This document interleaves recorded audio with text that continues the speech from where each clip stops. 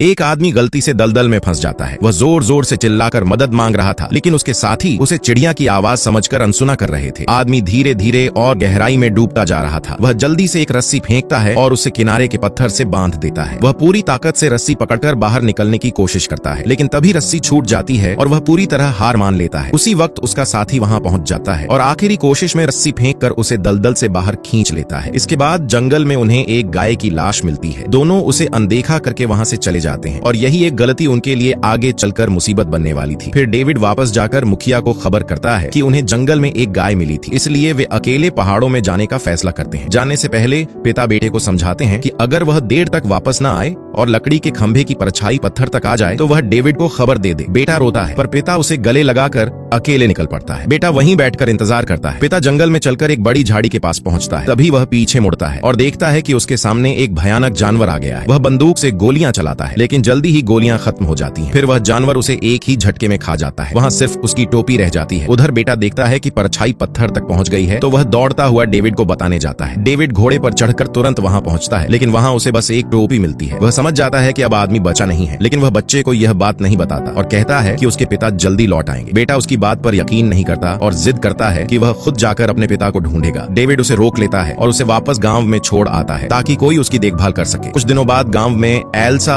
और उसके मंगेतर की शादी होती है। पूरा गांव जश्न मना रहा होता है, लेकिन लड़के के दिल में अपने पिता की याद फिर से जाग जाती है। मौका देखकर वह चुपचाप घोड़े पर बैठकर पिता को ढूंढने निकल पड़ता है। जब नौकरानी एल्सा को यह बात बताती है तो एल्सा भी जल्दी से घोड़े पर बैठकर लड़के के पीछे दौड़ पड़ती है, लेकिन वे दोनों नहीं जानते कि अब उनके आगे एक नई मुसीबत आने वाली